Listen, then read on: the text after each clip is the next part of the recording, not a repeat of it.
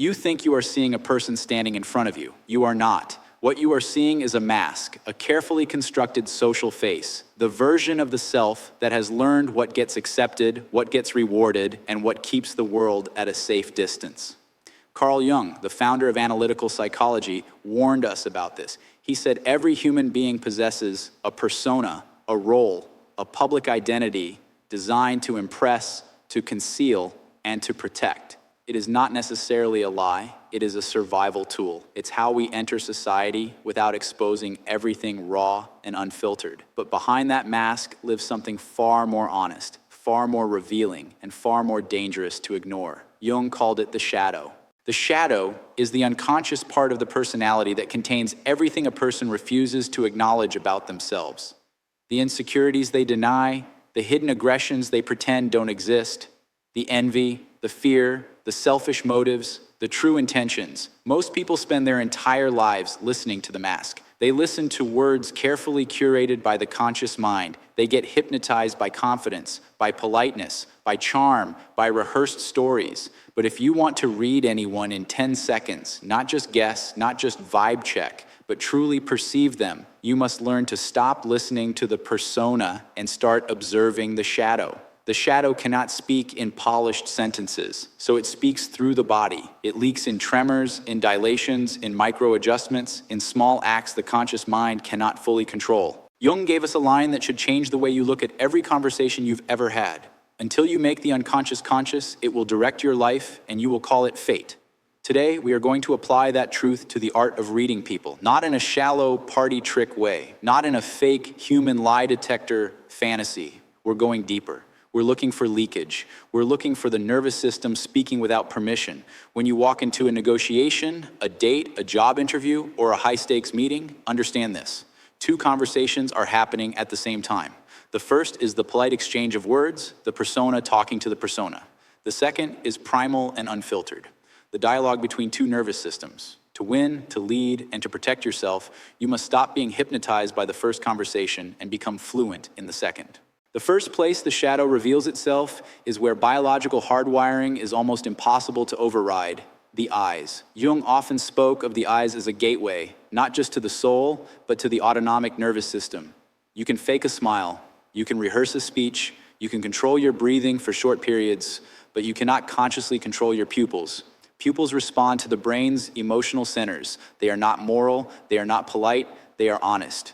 In the first seconds of an interaction, before a single word has time to settle, look at the black centers of the eyes. This isn't romance, it's biology. When the brain encounters something it desires, agrees with, or finds mentally stimulating, the pupils dilate. They expand to take in more of that favorable reality. That dilation is an unconscious act of openness. If you are pitching an idea or introducing yourself and you see subtle expansion, the shadow is accepting you, regardless of what the persona is politely saying. But the reverse is more important for your survival. When the brain perceives a threat, a distasteful idea, or something it rejects, the pupils contract. They shrink into pinpricks. This is the snake eyes phenomenon, an evolutionary sharpening mechanism for fight or flight. So if you are speaking to someone who is smiling, nodding, saying, "That sounds fantastic," but their pupils are tight, small, and sharp, you should pay attention. The persona is agreeing. The shadow is preparing to flee or prepare to fight. Jung would argue that the tension between conscious performance and unconscious reaction is where truth lives. That incongruence is the red flag you should never ignore. The eyes also reveal something else: cognitive load, the weight of the mental labor happening behind the mask. For that, we look at blink rate. In a relaxed state, a human being blinks around 15 to 20 times per minute. It's rhythmic, unconscious maintenance. But notice what happens when someone is under pressure and trying to construct a fabrication, or trying to hold a story together that doesn't feel stable. Lying or even hiding is cognitively exhausting. The brain must suppress the truth, generate an alternate version, keep it consistent, and monitor your reaction at the same time.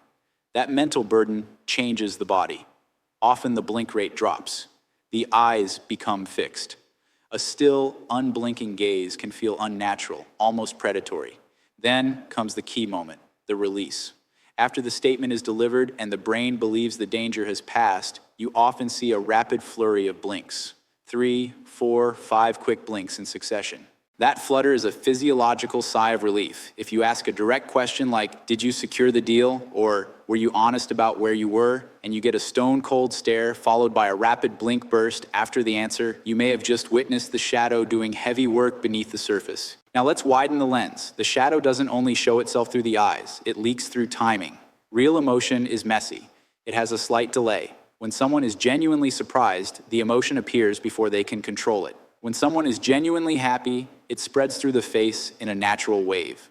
But when the persona is in control, the timing becomes too perfect, too rehearsed, or slightly late, like an actor hitting their mark. This is especially visible in the smile. You've probably heard of the Duchenne smile, the so-called genuine smile. In Jungian terms, it's the smile where unconscious joy animates the body. A real smile engages the muscles around the mouth and also the muscles around the eyes. The cheeks lift, the eyes crinkle. It's a full-face event. A fake smile, the mask smile, usually stops at the mouth. The lips curve upward, but the eyes remain flat, cold, watchful. That's not warmth. That's management. It's not connection. It's strategy. When you see a mouth smiling while the eyes scan the room or remain dead, don't tell yourself a comforting story. Understand what's happening. The persona is performing friendliness while the shadow is calculating. Now look at the hands. If the eyes are gateways, the hands are weapons history never forgot. For millions of years, hands held either a gift or a threat. The primitive brain watches hands obsessively because hands can change outcomes instantly. This is why open palms are such a universal signal. Open palms say, "I have no weapon, I have nothing hidden." When someone speaks with their palms visible, facing up or outward, they unconsciously signal vulnerability and openness. It is difficult to lie comfortably with open palms because deception triggers hiding impulses in the body. Now pay attention to hidden hands. If you are in conversation and someone keeps their hands under the table, shoved into pockets, or locked tightly away, their shadow is in defense mode. They are withholding, they are bracing. Jung might say they are physically enacting repression, hiding the parts of themselves they don't want you to see. You'll also see dominance games expressed in hands. Some people stand with hands in pockets and thumbs out. That display is fascinating. The persona is trying to look casual, but the thumbs, symbols of will and ego, are exposed. It's saying, "I'm relaxed, but I'm in control."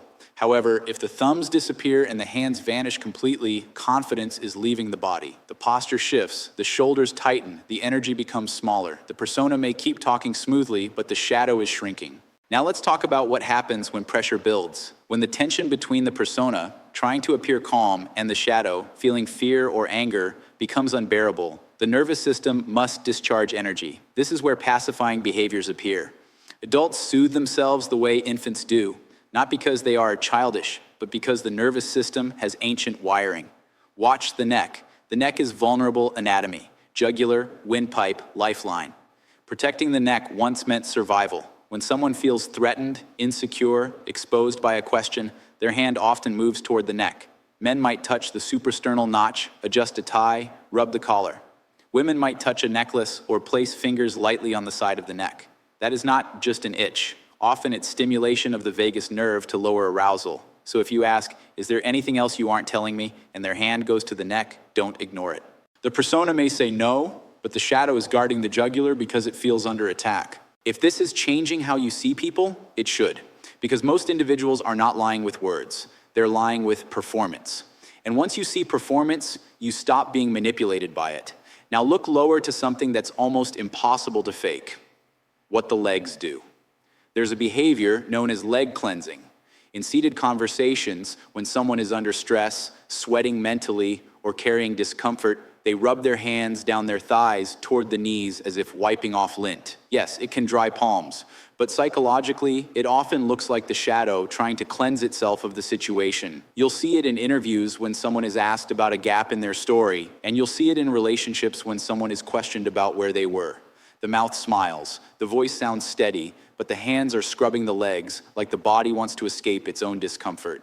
Then there's blocking. The shadow builds walls. When someone feels threatened, they often place an object between themselves and you. A coffee cup, a phone, a bag, it looks casual. It isn't. It's a barricade. The persona pretends it's just setting something down, but the unconscious mind is building a fortress. If you notice objects shifting into a line between you, you are losing psychological access. The solution isn't to push harder. The solution is to soften, slow down, reduce threat, and let the wall come down naturally. Now we reach one of the most dangerous signals of all. Not fear, but contempt. Fear means someone still respects the stakes. Contempt means they have placed themselves above you. Jung warned about moral superiority, and the body has a signature for it. Contempt is often asymmetrical. A genuine smile is symmetrical. Anger often shows symmetrically, but contempt, the emotion of "I'm better than you," often appears as a one-sided mouth raise, one corner of the lip pulling back and up. It flashes quickly. If you are speaking and you see that smirk, stop. You haven't convinced them. You've amused them. They do not respect you. Persuasion fails when contempt enters the room because the status dynamic is broken. If you want influence, you must address status before you address logic. And now we go to what many behavior experts consider the most honest part of the body, the feet. Former FBI agent Joe Navarro famously said the feet are often more truthful than the face. Why? Because for thousands of years, survival depended on feet reacting instantly. Freeze, flight, fight. The limbic brain controls the feet quickly, and unlike facial expressions, we are not trained to manage feet. No one tells a child, control your feet when you feel uncomfortable. So the feet remain wild, untrained, and brutally honest. In conversation, glance down. If someone's torso faces you, their face smiles, but their feet point toward the exit, the truth is simple. They want to leave. The shadow is escaping, while the persona stays polite. Now here's the part that separates amateurs from masters. Reading people is not about spotting one signal and declaring judgment. One gesture is noise. Two gestures might be coincidence. What you're looking for are clusters. A cluster is a pattern of multiple signals that agree with each other. If someone's words say yes, but their pupils contract, their blink pattern becomes rigid, their hands hide, their feet point away, and they start touching the neck, you're not looking at a random moment. You're looking at a nervous system in conflict. The persona is saying yes, the shadow is screaming no. And this is where most people fail. They get seduced by words. They get intimidated by confidence. They get tricked by smiles. But your job is to watch what the body does when it thinks no one is watching. Your job is to notice what shifts when you change the topic, when you ask one sharper question, when you mention a name, when you introduce a consequence. The body reacts before the story catches up. Now I want to add something important because this is where people become reckless. You cannot prove a lie from body language alone. That's not how serious analysis works. What you can detect is discomfort, incongruence, stress, and internal conflict. Someone can be nervous because they are lying, or nervous because they're shy, or nervous because they fear being misunderstood. That's why professionals establish a baseline. You observe how a person behaves when they are comfortable, when the topic is neutral. Then you watch for deviations when stakes rise. Baseline first, deviations second, clusters third, context always. So, here's a practical method you can use in real life. Start every interaction with something neutral and easy. Notice their natural blink rate, their normal hand placement, their typical posture. Then shift to a slightly meaningful topic and watch what changes.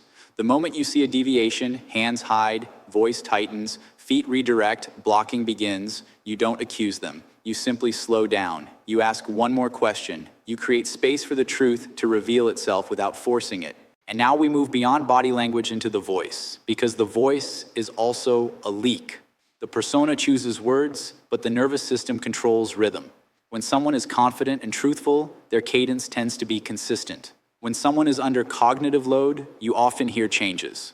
Slower speech, filler words, unusual pauses, throat clearing, sudden swallowing, a dry mouth sound.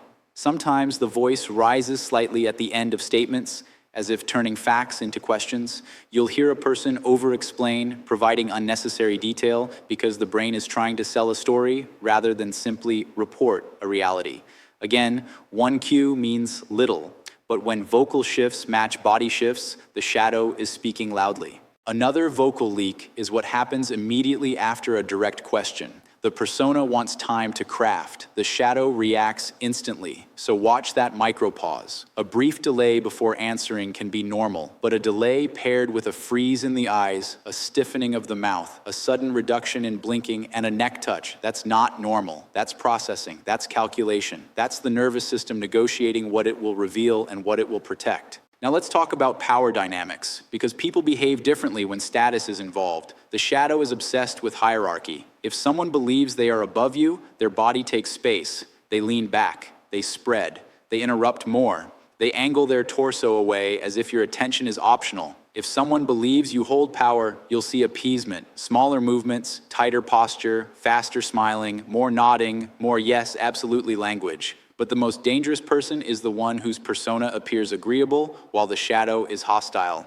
That is where you watch for micro-contempt, hidden hands, and exit-pointing feet. It's a person staying polite while preparing strategy. So what do you do with this skill? You don't become paranoid. You become precise. You stop trusting words as the only truth. You start treating words as the surface layer and the body as the deeper signal.